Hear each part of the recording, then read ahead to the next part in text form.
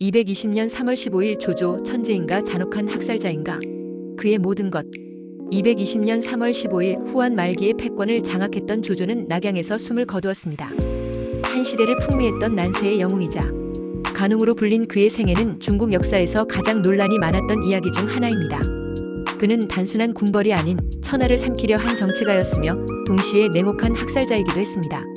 조조의 등장 권력의 중심으로 난세를 돌파한 젊은 군사 전략가. 조조는 기원 후 155년 후한 말기의 패국 초연에서 태어났습니다. 그의 가문은 명망 있는 집안이었으나 아버지 조숭이 환관 조등의 양자로 들어가면서 정치적 기반을 다졌습니다. 하지만 조조는 단순한 배경 좋은 인물이 아니었습니다. 그는 젊은 시절부터 비상한 두뇌와 결단력을 발휘하며 후한의 혼란 속에서 급부상했습니다. 184년 황건적의 난이 발생하자 그는 기도의로서 출전했고 신속한 기습 전술을 사용해 적을 토벌하며 능력을 인정받았습니다. 이후 조조는 법 집행에도 강한 태도를 보였습니다. 그가 제남상으로 부임했을 때 부패한 관리들을 대대적으로 숙청하며 강력한 개혁을 단행했습니다. 이는 그의 정치적 성향을 보여주는 첫 번째 사례였습니다. 조조와 원소의 대결 관도대전의 승리. 원소 대 조조 운명을 가르는 대결. 조조가 본격적으로 군벌로 떠오른 것은 190년 반동탁 연합군에 참여하면서부터였습니다.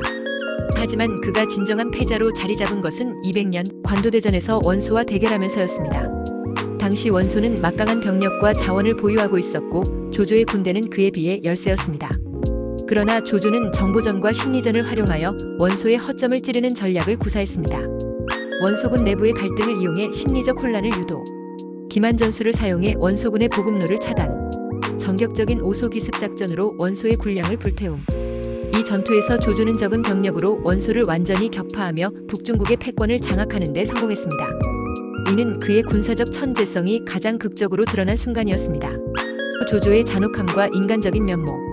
서주 대학살 정당한 보복인가 잔혹한 학살인가? 조조는 잔혹한 지도자라는 평가를 받을 만큼 여러 차례 학살을 감행했습니다.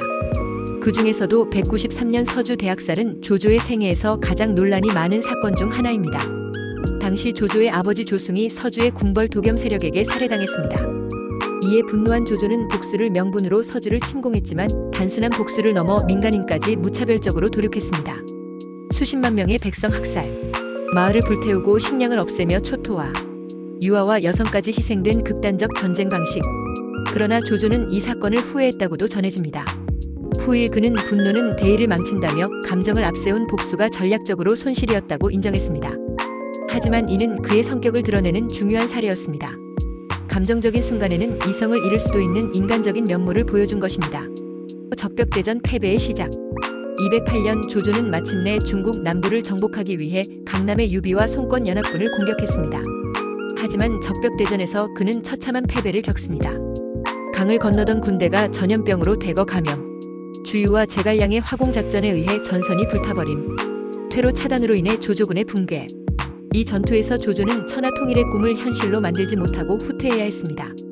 그는 이길 수 없는 싸움에서조차 철저하게 전략적인 퇴각을 감행하며 살아남았습니다. 그러나 이후 조조는 이 패배를 인정하지 않고 내가 바람만 잡았다면 이길 수 있었다 라고 말하며 자신의 운명을 한탄했습니다. 조조의 최후와 유산. 조조는 말년까지도 중국 대륙의 대부분을 장악하며 황제의 꿈을 꾸었지만 끝내 후한 황제를 폐위시키지는 않았습니다. 그러나 220년 3월 15일 낙양에서 병으로 사망하며 그의 야망도 끝이 났습니다.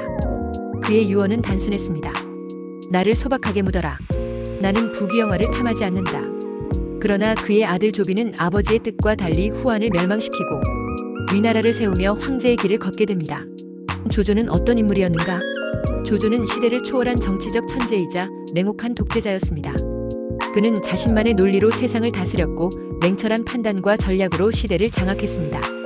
군사적 천재 정보전과 기만 전술의 대가. 정치적 실용주의자 신분이 아닌 능력으로 인재를 등용. 잔혹한 지도자 필요하다면 학살도 서슴지 않음. 결국 조조는 시대를 움직였지만 그가 꿈꾼 천하 통일은 이루지 못한 채 세상을 떠났습니다. 구독과 좋아요는 영상을 제작하는 데 큰 힘이 됩니다.